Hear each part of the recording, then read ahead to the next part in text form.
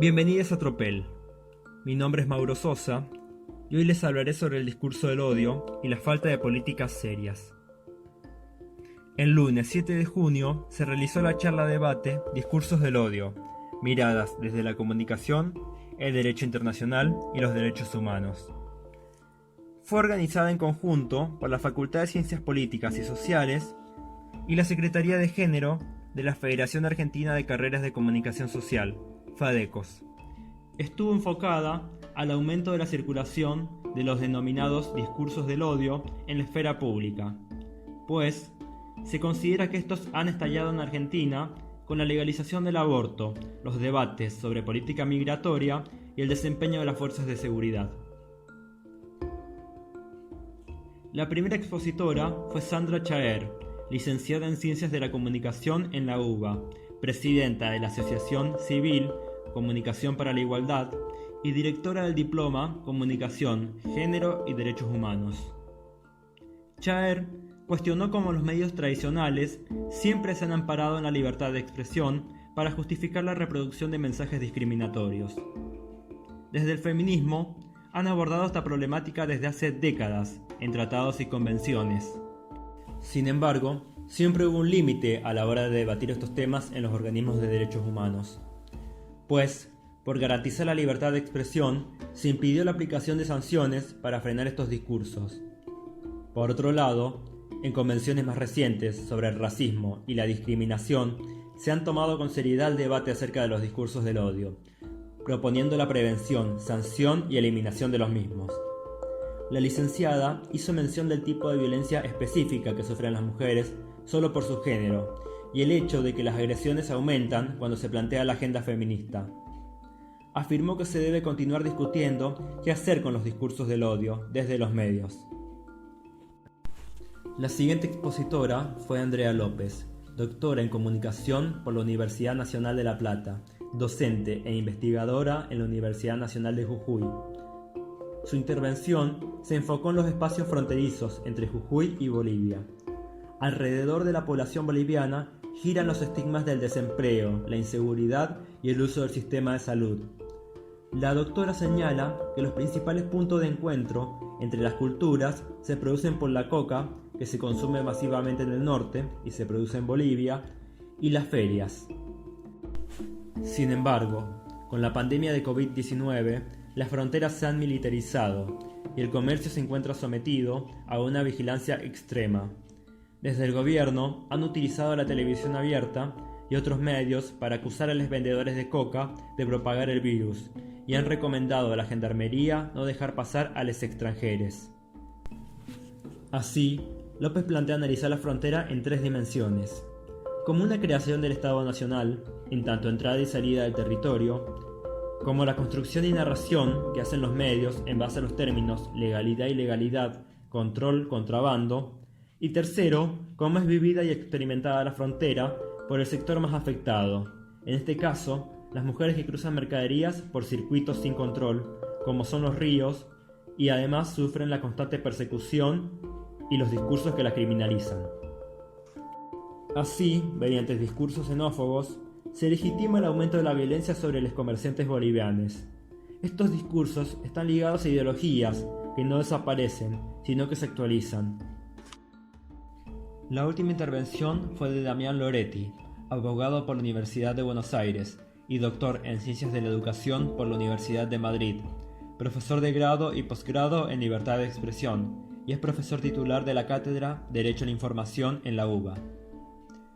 Loretti brindó algunas declaraciones de sistemas internacionales de derechos humanos, como la Resolución de Naciones Unidas, que define que el discurso del odio va ceñido o engarzado en formas de expresión que difundan, inciten, promuevan o justifiquen el odio racial, la xenofobia, el antisemitismo y cualquier otra forma de odio basada en la intolerancia, inclusive la que se exprese en forma de nacionalismo agresivo, etnocentrismo, discriminación y hostilidad contra minorías inmigrantes y otras personas nacidas en inmigración. El artículo 13 de nuestra Convención Internacional de los Derechos Humanos establece la libertad de expresión como un derecho fundamental de todas las personas y por todos los medios o soportes. Pero no habla de restricciones, sino de responsabilidades ulteriores, y dice que estará prohibida la censura previa, a excepción de la censura por revisión de los espectáculos públicos, con el fin de proteger la infancia o la adolescencia. El doctor cuestionó el sistema interamericano de derechos humanos por no brindar claridad sobre lo que define como prohibido y qué acciones tomar en base a ello. Tampoco existen casos que se hayan llevado ante el sistema. En cuanto al tema de las redes sociales, la Comisión Interamericana invitó a un diálogo entre actores sociales, plataformas, organizaciones civiles y estados para la elaboración de un debate público más calificado. El expositor planteó entonces que las plataformas deben dejar de asumir la relación con los usuarios como un contrato privado y deben cumplir los mandatos de Naciones Unidas en materia de principios rectores para adoptar estándares de derechos humanos. En el mes de enero del presente año, el Observatorio de la Discriminación en Internet del INADI publicó un informe titulado Discursos de odio. En el mismo se menciona que no existe una definición clara sobre discursos de odio, ya que al ser un proceso en constante evolución está abierta a actualizaciones, y por el hecho de involucrar ideologías, tradiciones, cultura, derechos humanos, lenguaje, entre otras cosas, resulta propicio adoptar una perspectiva interdisciplinaria para poder abordarlos. Para resumir, tomaré su enfoque en tanto discursos sociales. Se concluye así que estos discursos articulan temores históricamente constituidos y prejuicios sociales con la propuesta política de impedir al sector atacado el ejercicio de sus derechos a la libertad y a la igualdad. Así se vale una serie de mecanismos que son la construcción del otro como diferente, la generalización, que es borrar las individualidades de un grupo y asociarlo a características negativas, la creación de chivos expiatorios y la deshumanización. Además, afirma que los canales donde se generan y retroalimentan los discursos del odio son los medios de comunicación, el espacio público e Internet. Este último brinda la posibilidad de permanecer en el anonimato, y sus mensajes son instantáneos, y tienen un alcance transnacional. Para finalizar, el informe brinda una serie de recomendaciones a los usuarios sobre bloquear cuentas trolls, verificar noticias y no compartirlas en caso de que su veracidad sea dudosa. También pide a las plataformas facilitar mecanismos de denuncia, realizar campañas de concientización y detener la creación de cuentas haters. Es sumamente positivo que los discursos de odio estén en la agenda de sistemas regionales e internacionales de derechos humanos. Pero como argumentaron los 3 expositores mencionados, aún no existen definiciones claras de qué hacer con esta problemática. Resulta sumamente inoperante que los estados no apliquen políticas serias para sancionar y frenar su circulación. Como mencionó Andrea López, detrás de estos discursos se encuentran peligrosas ideologías que se actualizan.